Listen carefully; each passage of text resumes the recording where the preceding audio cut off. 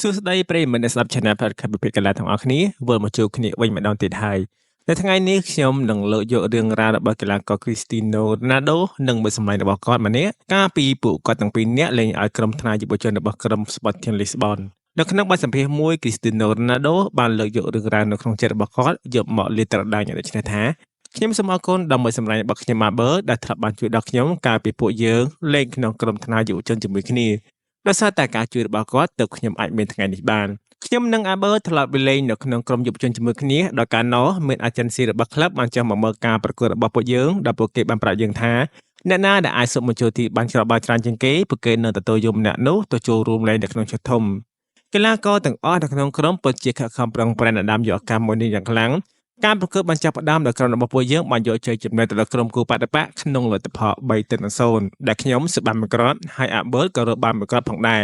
គ្រាប់បាល់ទី3គឺជាគ្រាប់បាល់ដែលសម្រាប់ជោគវាសនារបស់ខ្ញុំបើសិនបើខ្ញុំសុំបញ្ចូលទីបានមួយគ្រាប់បន្ថែមទៀតនោះខ្ញុំនឹងមានឱកាសទៅចូលរួមលេងនៅក្នុងឈុតធំប៉ុន្តែបើសិនបើ Aber ជាអ្នកសុំបញ្ចូលទីវិញគាត់ក៏មានឱកាសបង្ហាញខ្លួនក្នុងឈុតធំដូចគ្នាផងដែរ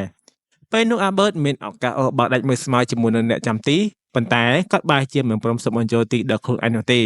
Aber សុកចិត្តបោះបាល់មួយគ្រាប់នោះឲ្យខ្ញុំជាអ្នកស៊ើបបំផុសសំណាញ់ទីជំនួសវិញបន្ទាប់ពីចប់ការប្រកួតខ្ញុំបានដើរទៅច្រាក់ Bird ហើយសួរគាត់ថាហេតុអ្វីបានជាឯងមិនព្រមសុំបញ្ចូលទីដល់ខ្លួនឯងទៅ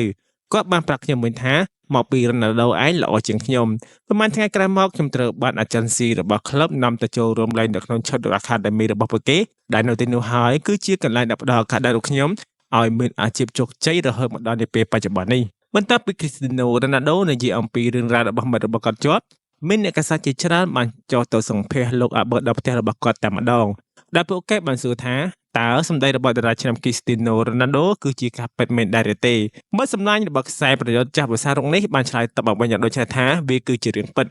ហើយអាជីពជាកីឡាកររបស់ខ្ញុំបានបញ្ចប់បន្ទាប់ពីការប្រកួតមនុស្សហើយរាល់ថ្ងៃនេះខ្ញុំមិនធ្វើការអ្វីនោះទេអ្នកកាសែតទាំងអស់នោះបានសួរបន្តទៀតថាប្រសិនបើលោកមិនធ្វើការអ្វីសោះចុះផ្ទះដ៏ធំស្កឹមស្កៃនិងរថយន្តទំនើបទាំងអស់នេះតើលោកបានមកពីណាព្រោះមើលទៅលោកពិតជាមានជីវភាពធូរធារខ្លាំងណាស់ Albert បានឆ្លើយតបមកវិញយ៉ាងដូចថាអ្វីគ្រប់យ៉ាងដែលលោកមានសប្តាហ៍ថ្ងៃនេះគឺមិត្តរបស់លោក Cristiano Ronaldo គឺជាអ្នកផ្ដល់ឲ្យលោកទាំងអស់វីដេអូនេះគ្រាន់តែជារឿងរ៉ាវបែបតខ្លីៗដែលខ្ញុំបានដកស្រង់សម្រាប់អ្នកទាំងអស់គ្នាស្ដាប់កម្សាន្តតែប៉ុណ្ណោះប្រសិនបើបងប្អូនទាំងអស់គ្នាចង់ស្ដាប់អបិសើពេញអាចចូលទៅស្ដាប់ក្នុង Channel វិភាគកីឡាក្នុងអបិសើទី6វិធីដងកូននិងសងគុណអ្នកដតីរៀនសងគុណតាមតារាឆ្នាំ Cristiano Ronaldo ប្រសិនបើអ្នកទាំងអស់គ្នាចូលចិត្តស្ដាប់ប្រភេទវីដេអូរឿងរ៉ាវបទខ្លីៗបែបនេះបន្តទៀតកុំភ្លេចចុច Subscribe ម្នាក់មួយផងដើម្បីទទួលបានអបិសើថ្មីៗបន្តទៀតសូមអរគុណជួបគ្នានៅវីដេអូខាងក្រោយ